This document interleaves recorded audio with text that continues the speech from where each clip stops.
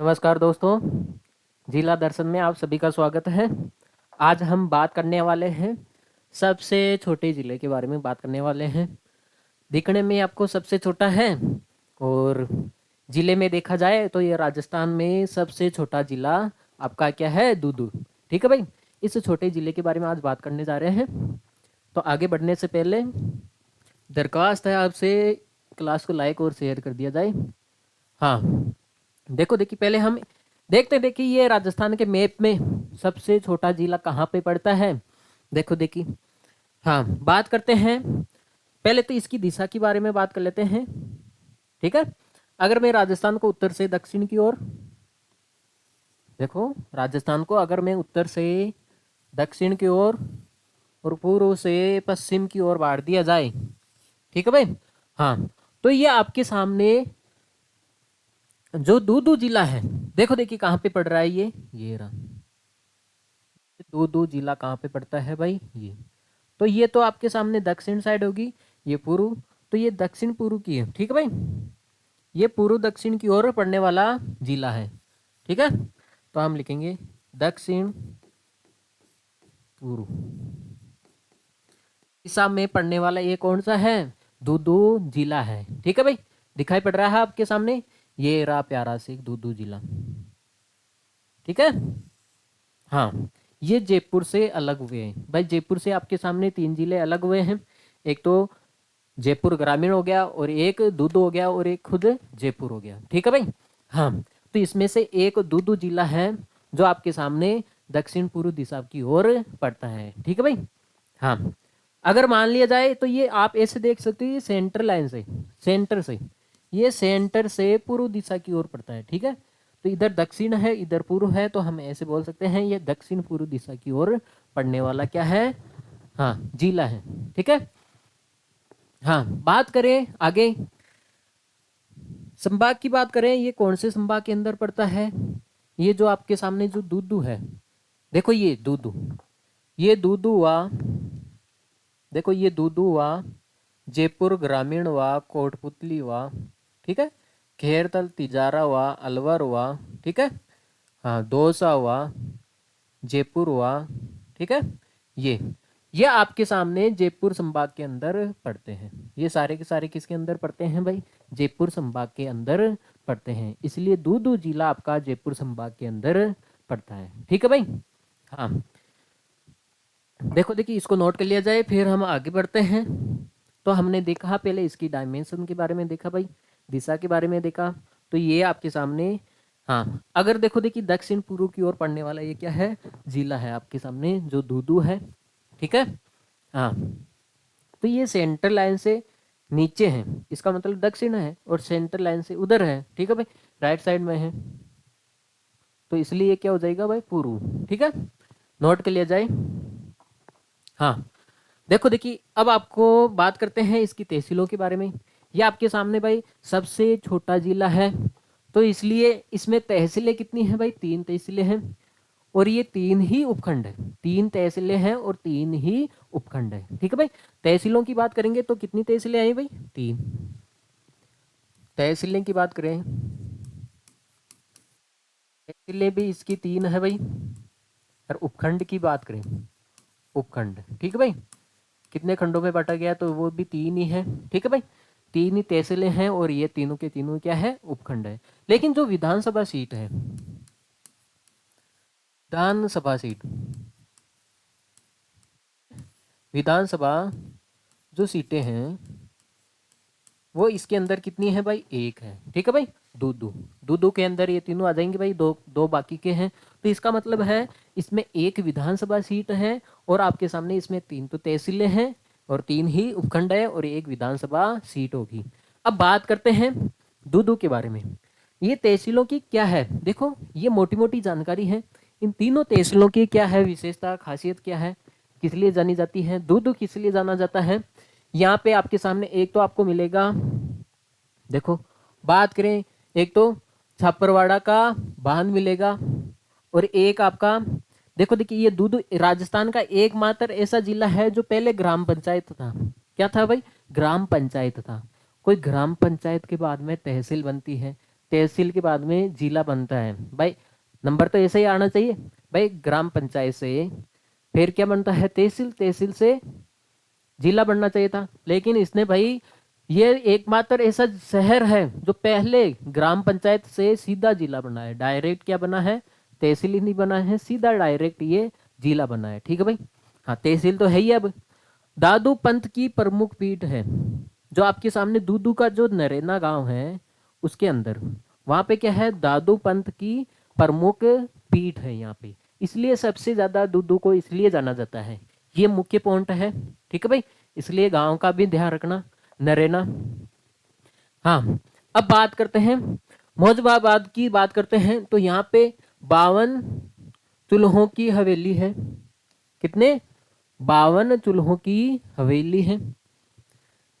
हाँ, इसका मतलब आप ऐसा है, मतलब यहाँ पे 52 परिवार रहते थे। ठीक है, इसलिए 52 चूल्हे जलते थे, इसलिए 52 चूल्हों की हवेली हो जाएगी भाई, भूतों की बावड़ी हो जाएगी भाई। ठीक है। हाँ, अब देखो, देखिए फागी की बात करेंगे तो यहाँ पे फागी के अंदर फागी सौर ऊर्जा परियोजना स्थित है। ठीक है भाई।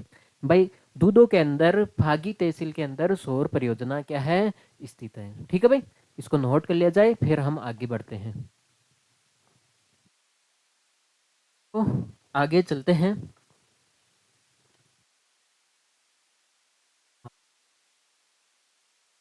बात करते हैं आगे। हाँ, देखो, देखिए मैं आपको एक बात बता रहा था भाई। आपने देखा है दूदू के अंदर एक ही विधानसभा सीट है, लेकिन ऐसा का ऐसा एक और जिला है जिसमें केवल एक ही विधानसभा सीट है, जिसका नाम है सलुम्बर। ठीक है। सलुम्बर को जब हम पढ़ेंगे, सलुम्बर जिला है, इसको जब हम पढ़ेंगे तो इसमें भी एकमात्र एक ही विधानसभा सीट है। ठीक है भाई। कितनी है, केवल एक ही इसके अंदर विधानसभा सीट है। ठीक है। तो आप कह सकते हो एक विधानसभा सीटों वाला जिला कौन सा है, एक तो सलुम्बर है और दूसरा कौन सा है आपके सामने, दूदू है। ठीक है। इन दोनों जिलों के अंदर एक, केवल एक ही विधानसभा सीटें हैं। अब बताए, जानकारी भी ऐसी भी आ रही है भाई।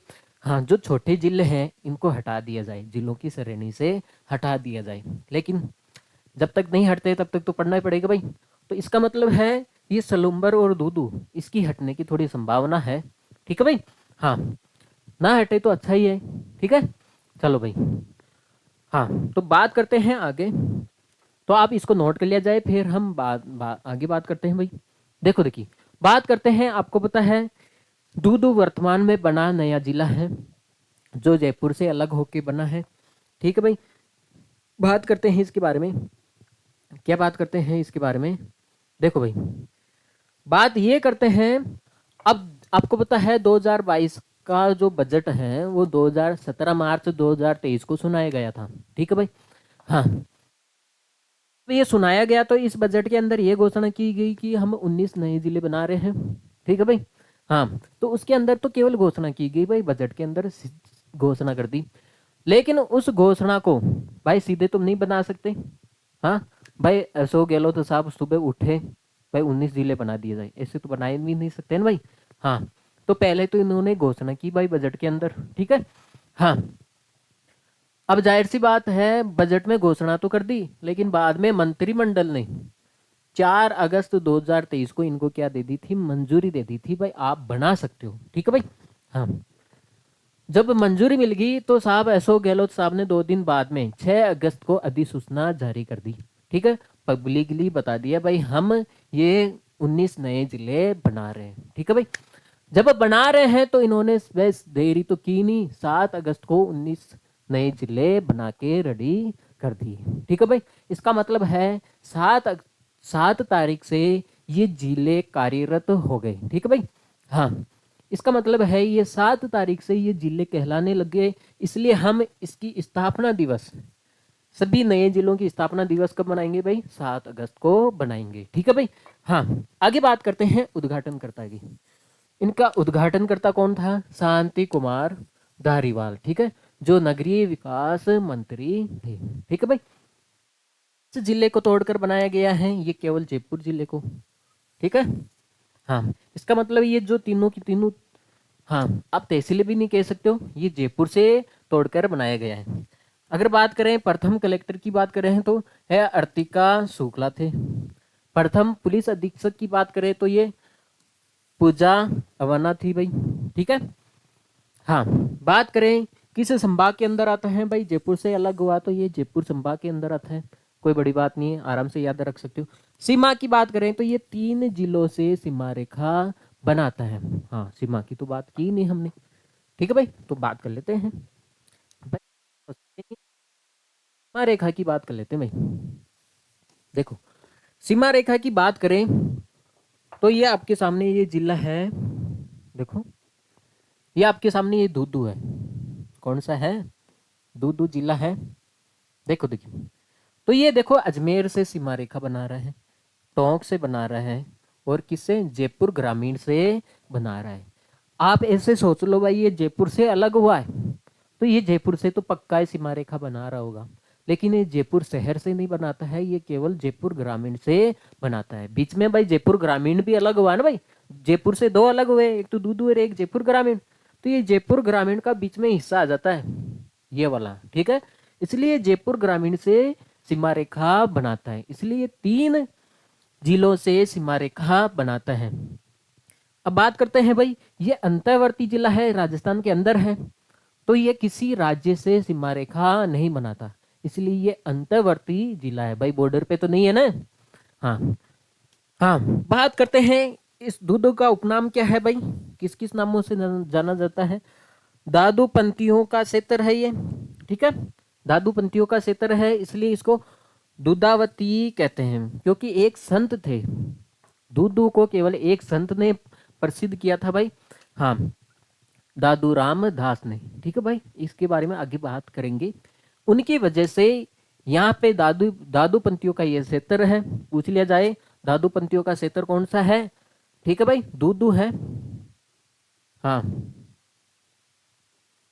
देखो, हाँ, जो संत थे भाई दादू दयाल, ठीक है भाई, उनकी वजह से ये जो दूदू है ये आपके सामने दादूवती के नाम से, दूधावती के नाम से क्या होता है, ये जाना जाता है। ठीक है भाई, आगे बात करेंगे तो अब आपको समझ में आ जाएगा ये दादूपंथियों का क्षेत्र क्यों कहलाता है, इसको हम दूधावती क्यों कहते हैं। ठीक है भाई, इतना ही ध्यान रखो। चले भाई आगे। हाँ, जब चलते हैं तो आगे देखो, बात करते हैं इस तहसील की बात करते हैं। ठीक है भाई, मौजमाबाद, नाम भी शानदार है भाई। हाँ, देखिए भाई, दूधू वाले इसको थोड़ा नाम बदल दो भाई। हाँ, हार्ड नाम आ रहा है भाई। हाँ, तो ये है मौजमाबाद। देखो देखिए, इसकी बात करते हैं, ये क्यों फेमस है, ये तहसील क्यों फेमस है। देखो देखिए, हम बात करते हैं जो अजमेर आमेर के जो शासक थे भाई, आमेर के जो शासक थे मान सिंह, जो मान सिंह थे उनकी यहाँ पे क्या है, जन्म स्थली है। ठीक है भाई। हाँ, मुजबाबाद दूदू के अंदर इनका जन्म हुआ था सन 1550 में। कब हुआ था इसका, इनका जन्म सन 1550 के अंदर हुआ था। ठीक है भाई। हाँ, डेट तो ज़्यादा इम्पोर्टेंट नहीं है, लेकिन आपको ये ध्यान रखना है, जो दूदू की जो मौजमाबाद जो तहसील है वहाँ पे किसकी जन्म स्थली है, तो वो है जो शासक है मान सिंह है, उनकी क्या है यहाँ पे जन्म स्थली है। देखो देखिए, हमने बात की थी भूतों की बावड़ी, हमने बात की थी भूतों की बावड़ी। देखो, जब हम बात कर रहे थे भाई, यहाँ पे इसकी बात करें भाई, मौजमाबाद की बात करें तो यहाँ पे 52 चूल्हों की हवेली भी मिलेगी। हाँ, और आपके सामने भूतों की बावड़ी भी मिलेगी। तो इस भूतों की बावड़ी के बारे में हम बात करने जा रहे हैं कल के बाद। हाँ, भूतों की बावड़ी के बारे में बात करें तो चर्चा करें तो हम बताते हैं आपको, इस बावड़ी के निर्माण को लेकर कई तर्क वितर्क हैं। ठीक है। हाँ हाँ, बहुत सारी क्या है, किंवदंतियां हैं। ठीक है भाई, कथन है, कहते हैं कि, देखो देखिए, कहते हैं कि, देखो इस नाम याद रखना, परमाराम फौज। ठीक है, आगे भी आएगा ये नाम, परमाराम फौज के सैनिक की एक टुकड़ी। ठीक है, जो परमाराम फौज है उनकी सैनिकों की एक टुकड़ी मौजाबाद में ठहरी थी। ठीक है, रुकी थी, उनके लिए, सेना के लिए पानी की जरूरत को पूरा करने के लिए रातों रात इस बावड़ी को बना दिया गया था। ठीक है भाई, हाँ, उसकी सेना की एक टुकड़ी यहाँ पे ठहरी थी, उनकी जरूरतों के लिए, पानी की जरूरतों के लिए यहाँ पे रातों रात एक बावड़ी का निर्माण कर दिया था। ठीक है भाई। हाँ, अब बात करते हैं, देखो देखिए आगे यहाँ पे मैंने बोला नहीं इसका नाम ध्यान रखना। हाँ, परमाराम फौज की बात में देखो देखिए, सन 973 ईस्वी में 973 ईस्वी में एक परमाराम शासक एक परमाराम शासक राजा मौज हुआ करता था। ठीक है भाई, परमाराम शासक क्या नाम हुआ करता था, उस मौज हुआ करता था। जो परमाराम शासक है उसका नाम क्या है भाई, मौज। ये मौज हुआ करता था, जिसने मौज बसाया था, यहाँ पे मौज शहर बसाया था। ठीक है भाई, मौज शहर बसाया था, जिसके बाद में जो मौज था, साल दर साल ये मौज से होकर मौजाद बन गया, और मौजाद के बाद में परिवर्तन होके ये मौजमाबाद हो गया। ठीक है भाई। हाँ, अगर पूछ लिया जाए मौजमाबाद का नाम किसके नाम पे पड़ा था, जो परमाराम जो शासक था, ठीक है, जिसका भाई जो परमाराम जो कैटेगरी है, ठीक है भाई, उसका राजा कौन सा था, राजा मोंज था। ठीक है भाई, इसके नाम पर इसका क्षेत्र का नाम पड़ा था मोंज। ये बाद में बदल के क्या हो गया था, मोजाद। मोजाद से ये परिवर्तन होके क्या हो गया भाई, मौजमाबाद। ठीक है भाई। हाँ, आगे बात करते हैं। इसमें मौजमाबाद में बना 500 साल पुराना एक दिगंबर समाज का जैन मंदिर आकर्षण मंदिर के अंदर स्थित है। यहाँ पे एक जैन मंदिर भी क्या है, स्थित है, अभी बताएंगे आपको, जिसे हम गुफाओं का मंदिर भी कहते हैं, जिसे हम गुफाओं का मंदिर भी कहते हैं। देखो देखिए बात करते हैं, देखो देखिए, ये है आपके सामने जैन मंदिर। ये पूरा पूरा मंदिर है एक तरह से गुफाओं के अंदर है, बहुत सारी जो मूर्तियां हैं आपको पूरी गुफाओं के अंदर दिखेगी। ठीक है, इसलिए इसको हम गुफाओं का मंदिर भी कहते हैं, अंडरग्राउंड है भाई। ठीक है भाई। हाँ, आपको ये ध्यान रखना है, गुफाओं का मंदिर कहाँ पे है, मौजमाबाद में है। ठीक है भाई। हाँ हाँ, अब आगे बात करते हैं। हमने बात की थी 52 चूल्हों की बात करे थे। ठीक है। हाँ, 52 परिवार की हवेली, इसको 52 परिवार की हवेली भी कहते हैं। ठीक है, मौजमाबाद में 52 चूल्हा की हवेली भी मौजूद है, लेकिन अब इस हवेली की हालत अब इतनी खंडर हो चुकी है कि, लेकिन गांव के लोग बताते हैं अब तो वो खंडर होगी भाई, आगे बात करेंगे। ठीक है, तो कि यहाँ पहले 52 परिवार एक साथ रहा करते थे। कितने परिवार, 52 परिवार एक साथ, जाहिर सी बात है 52 परिवार एक साथ रहेंगे तो 52 तो चूल्हे जलेंगे ना भाई। हाँ, लेकिन गांव के लोग बताते हैं यहाँ पे 52 परिवार एक साथ रहा करते थे, इसलिए यहाँ पे 52 चूल्हा इस हवेली का नाम पड़ गया। ठीक है भाई। हाँ, देखो देखिए, यहाँ पे आपके सामने मरवा फोर्ट भी स्थित है। ठीक है, मरवा फोर्ट फोर्ट भी स्थित है भाई। हाँ, देखो देखिए, बात करते हैं, एक बार इसको नोट कर लिया जाए फिर हम आगे बढ़ते हैं भाई। तो ये जो तहसील ही, इसकी हमने खासियत हमने देख ली भाई, इसमें क्या क्या विशेषता है। तो आपको तो सबसे पहले ये ध्यान रखना है, यहाँ पे 52 चूल्हों की वाली हवेली स्थित है। ठीक है। हाँ, एक आपको ये ध्यान रखना है, राजा जो मान सिंह था, ठीक है भाई, इसकी ये जन्म स्थली है। और यहाँ पे एक दिगंबर जैन मंदिर स्थित है। ठीक है। हाँ, एक आपके सामने ये जैन मंदिर हो गया, इसको गुफाओं का मंदिर भी कहते हैं। एक आपके सामने यहाँ पे मरवा फोर्ट भी क्या है, स्थित है। देखो ये जो हवेली है जहाँ पे 52 परिवार रहा करते थे, अब इसकी हालत ऐसी हो गई है। ठीक है भाई। हाँ, अब इसको नोट कर लिया जाए भाई, हम आगे बढ़ते हैं फिर। देखो देखिए, बात करते हैं आगे दूदू के बारे में, जो दूदू तहसील है इसके बारे में बात कर लेते हैं। ठीक है। हाँ, अगर बात करते हैं तो ये राजस्थान का सबसे छोटा जिला है। किसका भाई, ये राजस्थान का सबसे छोटा जिला है। अब देखो देखिए, जब आधार कार्ड की दूसरी बार लॉन्चिंग हो रही थी, हाँ वर्षगांठ, दूसरी वर्षगांठ मान लो, हाँ, री लॉन्चिंग हो रही थी वो यहाँ पे आधार कार्ड की दूसरी बार। ठीक है भाई। हेलो।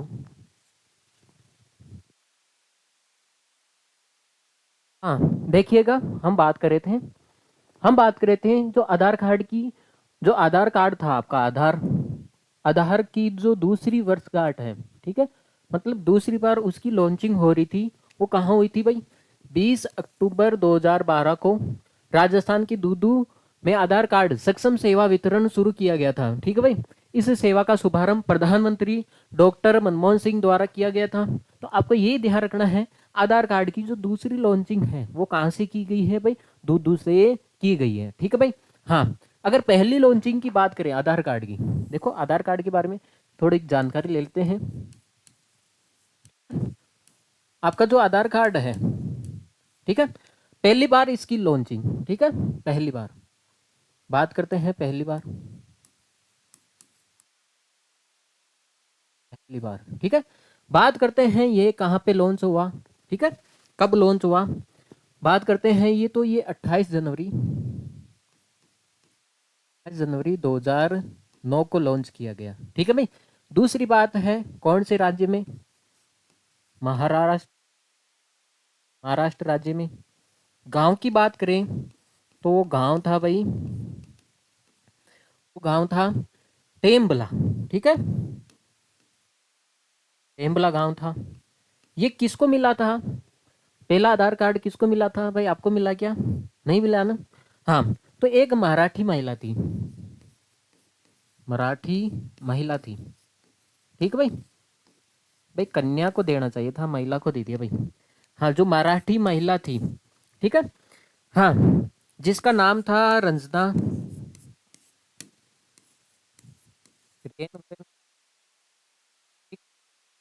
हाँ, एक मराठी महिला थी जिसका नाम था रजना रेनवने। ठीक है, इसको पहला देश का पहला आधार कार्ड मिला था। ठीक है भाई। हाँ, तो ये पहली लॉन्चिंग थी जो आपके सामने 28 जनवरी 2009 को हुई थी, जो महाराष्ट्र के अंदर हुई थी। ठीक है भाई। हाँ, इसका गांव था टेम्बला, मराठी महिला थी ये जिसका नाम था भाई रजना। ठीक है भाई। हाँ, और अरे रेनवे लिख दिया क्या भाई? एक सेकंड, ये लिखना था भाई। ठीक है, सोनवने, इसका नाम क्या था? रजना सोनवने। तो ये आधार कार्ड से संबंधित सूचना है। तो ये पहली लॉन्चिंग तो महाराष्ट्र के अंदर हुई, लेकिन दूसरी लॉन्चिंग, ठीक है भाई, हाँ, क्योंकि आपको पता है उस टाइम वो UIID वगैरह कुछ आया नहीं था, ऐसे आधार कार्ड लॉन्च हुआ था। ठीक है भाई, जो 12 डिजिट का आता है, जो दूसरी बार जब लॉन्चिंग हुई उसमें, दूसरी बार जब लॉन्चिंग हुई उसमें वो UIID, ठीक है भाई, जो 12 डिजिट का होता है अंक, ठीक है, वो इसके अंदर आया था। ठीक है भाई। अब देखो बात करते हैं आगे। दूदू सीधा ग्राम पंचायत से जिला बना है भाई, एकमात्र ऐसा जिला है जो सीधा ग्राम पंचायत से जिला बना था। जो बाकी के जिले हैं वो तहसील से जिले बने, लेकिन ये पंचायत थी तो सीधा जिला बना है। देखो हमने बात की छापरवाड़ा बांध, जो दूदू क्षेत्र का सबसे बड़ा बांध है। ठीक है, हाँ, ये किस नदी पे बना है बाद में बात करेंगे भाई। हाँ, ये बांडी नदी के ऊपर बना है। देखो आगे बात करते हैं। राज्य का प्रथम मेट्रो अस्पताल, ठीक है, राज्य का प्रथम मेट्रो अस्पताल वो कहाँ पे है? दूदू के अंदर है। अब बात करते हैं, यहाँ पे एक पुरातात्विक गढ़ पैलेस भी है जो दूदू के अंदर है। ठीक है, ये तो ज्यादा इंपॉर्टेंट नहीं है, आप तो ये देखना है जो राज्य का प्रथम मेट्रो अस्पताल वो कहाँ पे? दूदू के अंदर है। और दूसरी बात आपको ये ध्यान रखनी है, ठीक है, आधार कार्ड की दूसरी लॉन्चिंग दूदू से हुई थी। हाँ, अब पीर अमीर अली शाह की दरगाह भी दूदू के अंदर है। हाँ, आगे बात करते हैं बांडी नदी। ये बांडी नदी आप एक तो देखोगे पाली के अंदर, भाई पाली के अंदर भी है एक बांडी नदी। ठीक है, हाँ, जो आपकी जो लूणी नदी है उसकी सहायक नदी है, लेकिन ये जो बांडी नदी है ये बनास की सहायक नदी है। ठीक है, इसका भी नाम बांडी नदी है। तो इसका उद्गम ये सोमौद की पहाड़ियाँ, सामोद की जो पहाड़ियाँ हैं, जयपुर की जो चोमू है, अब जयपुर ग्रामीण हो गया ना भाई, जयपुर ग्रामीण के अंदर जो चोमू है वहां की आपके सामने सामोद की पहाड़ियां हैं, वहां से ये निकलती हैं। यह 3 जिलों में प्रभावित होती हैं, जयपुर ग्रामीण, दूदू और टोंक। अगर बात करें, देखो देखिए, अगर बात करें तो ये जयपुर ग्रामीण से होती हुई निकलती है। ठीक है भाई। हाँ, ये जयपुर ग्रामीण से निकलती है, फिर दूदू से होके टोंक में, अब इधर से आपको पता है बनास नदी आती है, उसमें आके मिल जाती है। ठीक है भाई। हाँ, तो ये बात की हमने बांडी नदी। तो आपको ये ध्यान रखना है, जो दूदू के अंदर केवल एकमात्र नदी बहती है वो कौन सी है? बांडी नदी है। ठीक है भाई। हाँ हाँ। अब देखो देखिए, ये 3 जिलों में बहती है, जयपुर ग्रामीण, दूदू और टोंक में। अब जाहिर सी बात है, जयपुर से निकलती है, दूदू से होकर जाती है, टोंक में ये बनास नदी की सहायक नदी बन जाती है। देखो इसकी संगम की बात करें, ये देवधाम जोधपुरिया, ठीक है, जो टोंक के अंदर स्थित है। देवधाम जोधपुरिया जो टोंक के अंदर स्थित है, वहां पे यहाँ पे ये बनास नदी की में मिल जाती है। ठीक है भाई, बनास नदी में मिल जाती है। आगे देखो देखिए, देवधाम जोधपुरिया, जब इसका नाम आया है, टोंक है, देखो देखिए, हाँ, तो भाई ये जयपुर की सामोद की पहाड़ियां से निकलती है, वहां से निकलती है दूदू से होते हुए, जो आपके सामने जो आपका टोंक का देवधाम जोधपुरी है, वहां पे जाके ये मिल जाती है। लेकिन ये जो देवधाम जोधपुरी है, ये प्रसिद्ध क्यों है? क्योंकि यहाँ पे बनास नदी, बांडी नदी और मासी नदी, तीनों नदियां के यहाँ पे आके मिलती है। ठीक है भाई। हाँ, जो आपके सामने टोंक के अंदर है, तो ये क्षेत्र है, तो यहाँ पे जो बनास नदी आ रही है भाई, जो बनास नदी आ रही है भाई, यहाँ पे जो बनास नदी आ रही है, इधर से आपके सामने ही आ जाती है बांडी नदी। ठीक है, और मासी नदी भी आ जाती है भाई, मासी नदी भी आ जाती है। तो यहाँ पे तीनों की तीनों नदियां मिलती है। ठीक है, ये टोंक के अंदर है। हाँ, इसलिए इसको हम त्रिवेणी संगम भी कहते हैं। तो आपको ध्यान रखना है, जो देवधाम जोधपुर है, इसको हम क्या बोलते हैं? हम त्रिवेणी संगम स्थल भी बोलते हैं। ठीक है भाई, नोट कर लिया होगा आपने। देखो देखिए, बात करते हैं हम आगे, अगर बात करना चाहे। हाँ, तो अब देखो, आपको ये ध्यान रखना है, दूदू के अंदर एक ही मेगा हवे है, और एक ही नदी है, और एक ही क्या है, सब कुछ एक ही है। एक ही विधानसभा सीट है, तहसीलें 3 है, खंड भी 3 है। ठीक है भाई। हाँ, अब देखो NH 48 की बात करें, NH 48 की बात करें अगर हम, ठीक है, ये जो NH 48 है, देखो देखिए, इसकी लंबाई, ये दूदू से होकर गुजरता है भाई, दूदू से होकर गुजरता है, इसलिए हम NH 48 को पूरा पढ़ेंगे भाई। ठीक है भाई, आगे पढ़ने की जरूरत ना पड़े। तो इसकी कुल लंबाई की बात करें तो ये 2807 किलोमीटर लंबा है ये। ठीक है भाई, 2807 किलोमीटर लंबा है ये ठीक है भाई, ये स्वर्ण चतुर्भुज योजना है, जो दिल्ली, मुंबई और औद्योगिक गलियारा का भाग है। ठीक है भाई। हाँ, बात करें, ये 6 राज्यों में और एक केंद्र शासित प्रदेश में ये होकर गुजरता है। ठीक है भाई, 6 राज्य और एक केंद्र शासित प्रदेश। अब केंद्र शासित प्रदेश कौन सा है? दिल्ली। ठीक है भाई, दिल्ली से गुजरता है। अब 6 राज्य कौन से हैं?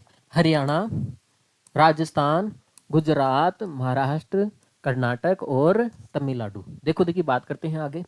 देखो देखिए, हाँ, बात करें आगे तो देखो, मैं आपको बताऊंगा। देखो, ये हो गया हमारा इंडिया का मैप। ठीक है, इसको समझते हैं हम, यहाँ पे समझते हैं NH 48 को। ठीक है, देखो देखिए, NH 48 है, जो 6 राज्यों से गुजरता है और एक केंद्र शासित प्रदेश है। ठीक है भाई। हाँ, बात करना चाहे तो आप देखो, तो ये आपके सामने तमिलनाडु से, यहाँ से तमिलनाडु से कर्नाटक सा होते हुए, ठीक है भाई, महाराष्ट्र, जो मुंबई है, ठीक है, मुंबई से होते हुए, देखो मुंबई को भी जोड़ता है ये। ठीक है भाई, उसके बाद में ये मुंबई से होते हुए गुजरात, गुजरात से होते हुए जयपुर के पास से होते हुए, तो ये बीच में हरियाणा आ जाता है, और यहाँ पे आके न्यू दिल्ली के अंदर क्या हो जाता है, ये सिमट जाता है। ठीक है भाई, तो आप देख सकते हो, ये तमिलनाडु से दिल्ली तक ये NH क्या है भाई? 48 है। NH 48 है। ठीक है। हाँ, अब जब ये जयपुर से गुजरता है, जब भाई राजस्थान से होकर गुजरता है, तो ये राजस्थान से होकर कैसे गुजरता है भाई, इसको भी देख लेते हैं। तो आप देखो, ये डूंगरपुर से अंदर कहाँ से प्रवेश होता है भाई? ये डूंगरपुर से प्रवेश होता है, राजस्थान में डूंगरपुर से। फिर उदयपुर से, ठीक है भाई, फिर राजसमंद से, फिर ब्यावर से होते हुए अजमेर, दूदू, फिर जयपुर ग्रामीण, सिटी को तो अंदर रह जाती है सिटी, ठीक है भाई, जयपुर ग्रामीण से होते हुए कोटपुतली, बहरोड, बाद में खेड़तला, तिजारा से होते हुए ये इधर आपके सामने हरियाणा के अंदर चला जाता है, ठीक है भाई। ये होगी राजस्थान की बात, ये होगी इंडिया की बात, ठीक है। देखो देखिए बात की ये 6 राज्यों से होकर गुजरता है। पहले तमिलनाडु, फिर कर्नाटक, फिर महाराष्ट्र, महाराष्ट्र का हो जाता है भाई मुंबई क्षेत्र, मुंबई हो जाता है। फिर गुजरात, गुजरात में राजस्थान, राजस्थान में से दूदू से होकर गुजरता है ये, ठीक है भाई। और फिर आ जाता है हरियाणा, ठीक है भाई। हरियाणा से बाद में ये आपके सामने केंद्र शासित प्रदेश दिल्ली आ जाता है, ठीक है। हाँ, ये राजस्थान के 9 जिलों से होकर गुजरता है, ये राजस्थान के 9 जिलों से होकर गुजरता है, ठीक है भाई। हाँ, पहले वो कोटपुतली, बहरोड, जयपुर ग्रामीण, जयपुर शहर, ठीक है भाई, दूदू, अजमेर और ब्यावर और राजसमंद और उदयपुर और डूंगरपुर, ठीक है भाई। भाई जयपुर शहर से भी ये टच होकर जाता है, ठीक है। हाँ, तो इसका मतलब ये दूदू से होकर भी गुजरता है NH-48। तो आपको ये ध्यान रखना है NH-48 है, तो ये आपके सामने ये राजस्थान के 9 जिलों से होकर गुजरता है। राज्य की बात करेंगे तो 6 है और एक केंद्र शासित प्रदेश है, ठीक है भाई। हाँ, अगर इसकी कुल लंबाई की बात करें तो ये 2807 किमी लंबा है, लेकिन ये राजस्थान में 694 किमी क्या है, लंबा है, किलोमीटर लंबा है। इसकी राजस्थान में लंबाई कितनी होगी भाई, 694 किलोमीटर। ये राजस्थान का प्रथम एक्सप्रेस वे हाईवे है, ठीक है। पहला राजस्थान का पहला एक्सप्रेस वे हाईवे कौन सा है, NH-48, ठीक है भाई। हाँ, ये उदयपुर की देवारी दरा से होकर भी गुजरता है, ठीक है भाई।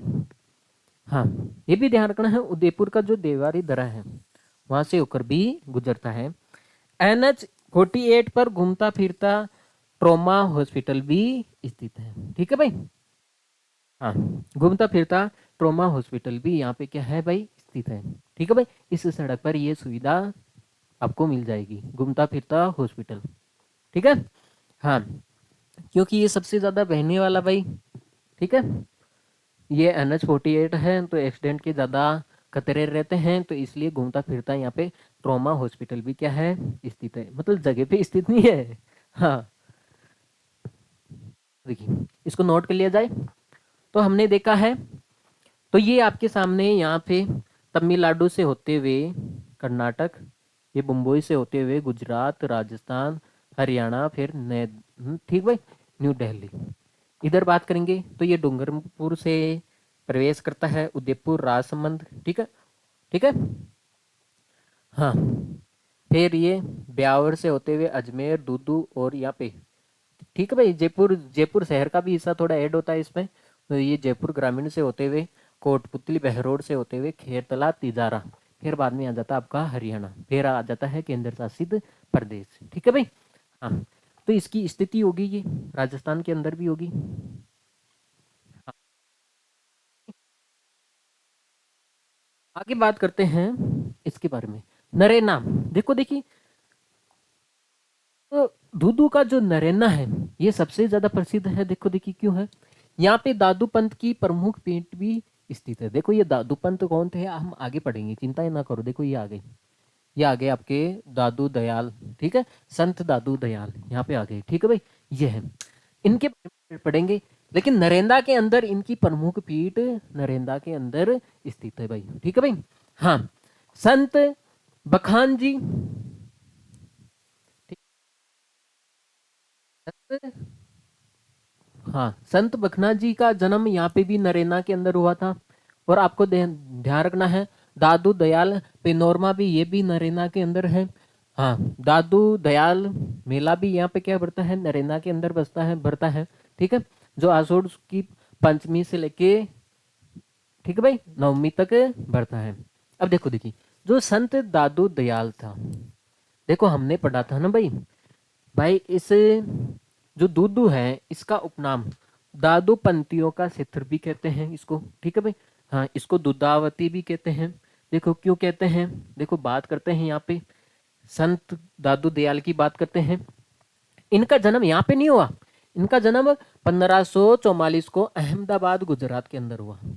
ठीक है, ऐसे नहीं आप ऐसे सोच लो भाई जो दादू दयाल थे इनका जन्म स्थली यहाँ पे है। ठीक है, नहीं इनका जन्म यहाँ पे नहीं हुआ था भाई, अहमदाबाद गुजरात के अंदर हुआ था। ठीक है भाई, दादू संप्रदाय के प्रवर्तक के संत दादू दयाल थे। ठीक है, जो दादू संप्रदाय चलाए, जिन्होंने दादू नाम से संप्रदाय चलाया था, ठीक है मैं, उसके प्रवर्तक कौन थे, दादू दयाल थे। ठीक है, इन्हें राजस्थान का कबीर भी कहा जाता है, राजस्थान का कबीर भी कहा जाता है। ठीक है भाई, मोतीलाल और क्या कहा जाता है इनको, मोतीलाल मिनोरिया के नाम से भी इनको कहा जाता है। ठीक है भाई, मोतीलाल मिनोरिया ने इसको क्या बोला था भाई, कबीर बोला था, इसको राजस्थान का कबीर कहते हैं। और किसने बोला था इनको कबीर, भाई मोतीलाल मिनारिया ने इनको कबीर की उपाधि दी। ठीक है, दादू दयाल निर्गुण भक्ति परंपरा से, ठीक है भाई, हाँ, जो दादू दयाल थे जो निर्गुण भक्ति परंपरा से क्या थे, ये संत थे। अब देखो देखिए बात आती है ये फेमस कैसे हुए हैं, देखो बात आती है यहाँ पे। देखो देखिए इनका जन्म तो आपको पता है 1544 में हो जाता है। हाँ भाई, जब ये 30 साल के हो जाते हैं भाई, जब ये 30 साल के हो जाते हैं 1574 ईस्वी में सांबर में दादू दयाल संप्रदाय की नींव रखी। ठीक है भाई, दादू दयाल संप्रदाय की नींव किसने रखी, दादू दयाल ने रखी, 1574 के अंदर रखी थी। अब देखो देखिए, अब आगे बात करते हैं, दादू संप्रदाय की प्रमुख पीठ ये तो नरेंद्र के अंदर स्थित है। हाँ, नरेंद्र के अंदर जो भोराड़ा पहाड़ी है, बेराड़ा पहाड़ी है, वहां पे ये स्थित है। ठीक है भाई, ये ध्यान रखना है, जो इनकी प्रमुख पीठ है, ऐसे तो पीठ बहुत सारी जगह है, लेकिन इनकी प्रमुख पीठ कहाँ पे है, दूदू के नरेना के अंदर स्थित है, जो भोराड़ा पहाड़ियां पे, बेराड़ा पहाड़ियां पर स्थित है। ठीक है भाई, दादू दयाल जी अकबर से मिलने के लिए, देखो ये इंपॉर्टेंट है, पूछा जाता है भाई दादू दयाल है ये अकबर से कब मिलने के लिए गए थे, तो ये 1585 के अंदर। ठीक है भाई, हाँ, जब ये कम 41 साल के हो गए थे तब ये मिलने गए थे, फतेहपुर सीकरी आगरा में गए थे। ठीक है भाई, अकबर से मिलने के लिए फतेहपुर सीकरी आगरा में गए थे। देखो देखिए मिलने के लिए गए तो कुछ काम ही होगा भाई। हाँ, अकबर ने इन्हें इनसे प्रभावित होकर गौ हत्या पर रोक लगाई थी, मतलब ये गौ हत्या के पे रोक लगाने के लिए वहां पे इनसे मिलने के लिए गए थे। हाँ, हाँ, तो इनसे प्रभावित होके, ठीक है भाई, भाई इन्होंने अकबर को जरूर ज्ञान छड़ा होगा, हाँ, उसको समझाया होगा। ठीक है भाई, इनकी परिस्थिति फिर इन्होंने गौ हत्या पर क्या लगा दिया था, रोक लगाई थी। ठीक है भाई, अकबर ने किसके कहने पर लगाई थी, दादू दयाल के कहने पर लगाई थी। आगे बात करते हैं अलग दरबा। ठीक है, अलग दरिबा दादू दयाल जी का उपदेश स्थल है। ठीक है, हाँ, कहाँ पे ये उपदेश दिया करते थे, अलग दरिबा। ठीक है भाई, ये सत्संग स्थल भी स्थल कहा जाता है इसको। दादू द्वारा कहाँ है, इनके अनुयायियों का निवास स्थल है। ठीक है भाई, दादू द्वारा क्या है, इनके अनुयायियों का निवास स्थल है। चलो ये भी ज्यादा इंपॉर्टेंट नहीं है। देखो देखिए, दादू खोल दादू दयाल का समाधि स्थल है। ठीक है, कहाँ पे है, दादू खोल। देखो देखिए, अलग स्तुति प्रकाश, देखो देखिए ये क्या है मैं आपको बताता हूँ। दादू पंथ के नियमों का उल्लेख मिलता है, इसके अंदर दादू पंथ जी है इनके नियमों का उल्लेख मिलता है। ये किस नियम को मानते थे भाई, ठीक है, हाँ, ये इस नियम को मानते थे भाई। पूछा जाता है दादू दयाल है उनके नियमों का उल्लेख कहाँ पे मिलता है, अलग स्तुति प्रकाशन के अंदर मिलता है। देखो देखिए ये क्या है, इनके नियम थे, दादू पंथ में विवाह नहीं करते हैं। दादू पंथ में भाई, इन्होंने दादू पंथ बनाया किसने, इन्होंने ही तो बनाया था। ठीक है, हाँ, 1574 के अंदर भाई दादू संप्रदाय की नींव तो इन्होंने रखी थी। हाँ, अब इन्होंने जब संप्रदाय बना दिया है तो इन्होंने कुछ रूल भी निकाले होंगे, तो इन्होंने ये रूल निकाला भाई, दादू पंथ में आपको विवाह नहीं करना है। ठीक है भाई, हाँ, बल्कि गोद लेकर वंश चलाते हैं। भाई विवाह नहीं करना है, बच्चे पैदा नहीं करने हैं आपको। ठीक है, जाहिर सी बात है, किसी दूसरे के बच्चे को गोद लेके आपको समाज अपने वंश को चलाना है। ठीक है भाई, हाँ, उदाहरण लेके इसे समझ लो, इस पंथ में, ठीक है भाई, शव को जलाते नहीं है, शव को नहीं जलाते हैं, बल्कि पशु पक्षियों को खाने के लिए छोड़ देते हैं। मतलब इसको बोलते हैं वायु दहन। ठीक है, अग्नि दहन हो गया, वायु में इसको खुला छोड़ देते हैं तो इसलिए वायु दहन हो गया। ठीक है, तो इनके नियम भी ध्यान रखना है। इनकी दो नियम है। पहले तो बात है आपको शादी विवाह नहीं करनी है, और किसी की डेथ हो जाती है तो उसको जलाना नहीं है, वायु दहन करना है। ठीक है भाई। हाँ हाँ। अब इसे दादू पालक भी कहते हैं। क्या कहते हैं इनको? दादू पालक भी कहते हैं। आपको ये ध्यान रखना है। राजस्थान का कबीर किसे कहते हैं? दादू दयाल को कहते हैं। इसको कबीर की उपाधि किसने दी थी? मोतीलाल मीनारिया ने दी थी। ठीक है भाई। हाँ, दादू संप्रदाय के जनक थे। कब इसकी स्थापना हुई थी? 1574 के अंदर हुई थी। ये अकबर से मिलने कब गए थे भाई? हाँ सॉरी, 1585 में ये अकबर से मिलने गए थे। क्यों गए थे? यो गौ हत्या पर रोक लगाने के लिए। ठीक है भाई, ये है इनके बारे में बातें हैं। ठीक है, इसलिए आपका ये दूदू दादू पंथियों का क्षेत्र कहलाता है। देखो देखिए आगे बात करते हैं। दादू दयाल जी के 5 प्रमुख तीर्थ स्थल है। ठीक है, प्रमुख पीर तो आपको आपको पता चल गया, नरेना के अंदर है। एक तो सांगानेर आमेर के अंदर है, आमेर के अंदर है, सांगानेर के अंदर है, नरेना ये प्रमुख पीठ होगी, सांबर के अंदर है, और कल्याणपुरा के अंदर है। ठीक है भाई। दादू दयाल की वाणी, दादू दयाल का दोहा है ना, कामयाबेली, नामबाली, ठीक है, आमाला, परिचय का अंग, सतगुण सागर नामक ग्रंथों की रचना दादू दयाल सदुकड़ी, ठीक है भाई, ढूंढाड़ी भाषा में की थी। ठीक है भाई, इसका देखो ये ग्रंथ के नाम नहीं पूछते हैं, लेकिन इनकी भाषा पूछते हैं। जिन्होंने ग्रंथ की रचना की है वो कौन सी भाषा में की है? ढूंढाड़ी भाषा में की है, ये ध्यान रखना है। ठीक है। हाँ, 52 स्तंभ होते थे। ठीक है भाई, 22 स्तंभ है दादू दयाल जी के, 52 शीशे हैं। इनको क्या कहा गया था? 22 स्तंभ एक तरह से, जिनमें से एकांत सो तो एकांतवासी थे और 52 प्रमुख शिष्य थे। ठीक है, 52 स्तंभ कहा गया था। ठीक है भाई। हाँ, मतलब एक तरह से 152 थे, जिसमें 100 तो आपके सामने एकांतवासी थे। ठीक है। हाँ, लेकिन जो 52 थे वो प्रमुख शिष्य थे, इसलिए 52 स्तंभ कहा गया उनको। ठीक है। दादू दयाल जी स्वयं विवाहित थे। उन्होंने देखो धर्म धर्म तो बना दिया। अब आपको पता है ये इन्होंने विवाह किया है भाई, किसी के ऊपर बीतती है तभी तो वो बात आते हैं ना भाई, ऐसा नहीं करना है। हाँ, तो भाई दादू दयाल जी खुद स्वयं विवाहित थे। इनके 2 तो बेटे थे, 2 ही बेटियां थी। पुत्र का नाम था गरीबदास, है ना, निक्सन दास। पुत्रियों का नाम था रूपकुंवरी, शोभा कुंवरी। ठीक है। हाँ, अब देखो देखिए, जेतराम नानक व्यक्ति ने दादू पंथ की 5 शाखाएं बताई है। ठीक है भाई, इनकी 5 शाखाएं कौन सी? एक तो खालसा, ठीक है, एक खाकी, एक है उत्तरादे, एक है नागा, एक है वीर शक्ति। ठीक है। हाँ, इसकी 5 शाखा है, तो आप इसको नोट कर लिया जाए भाई। यह है दादू दयाल के बारे में। और इसमें आपको ध्यान क्या रखना है? बेस आपको ये ध्यान रखना है, जो, ठीक है भाई, काव्य लिखे हैं वो ढूंढाड़ी भाषा में लिखे हैं। ठीक है भाई, इतना ध्यान रखना है और कुछ नहीं ध्यान रखना है इसके अंदर आपको। ठीक है। हाँ, और ये ध्यान रखना है दादू दयाल का जो प्रमुख पीठ है वो नरेंद्र के अंदर ही स्थित है। ठीक है भाई। हाँ, तो आगे चलते हैं हम आगे। हाँ, देखो देखिए अभी ये कंप्लीट नहीं हुआ है भाई, 2-3 बातें रह गई हैं, वो कर लेते हैं हम।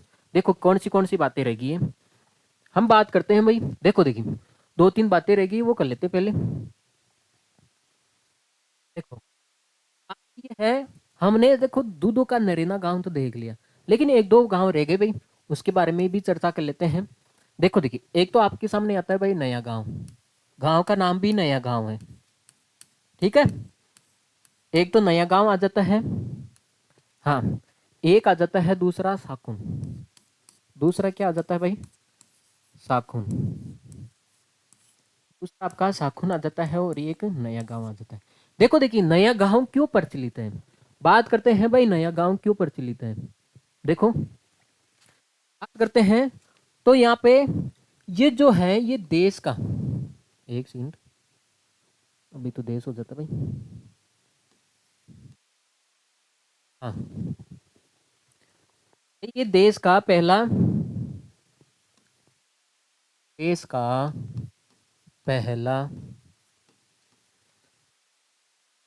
सोलर गांव है।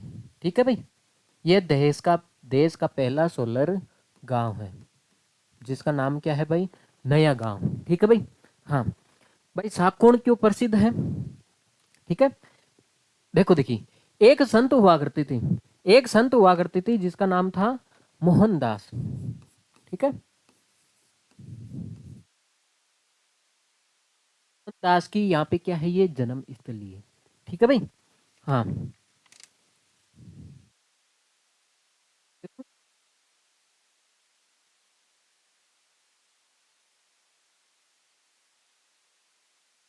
जन्म स्थली बोले तो ठीक नहीं होगा,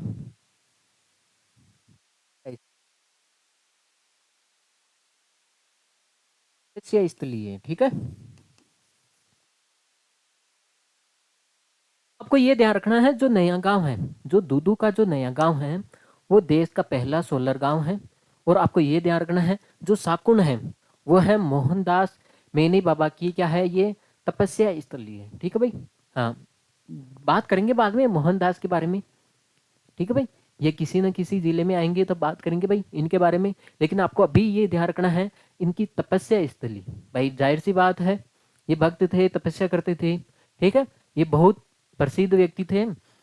देखो देखिए, प्रसिद्धि प्राप्त की इन्होंने तपस्या करके, तो इनका तपस्या स्थल पूछा जाता है, तो ये तपस्या स्थल दूदू के अंदर साकुन गांव है।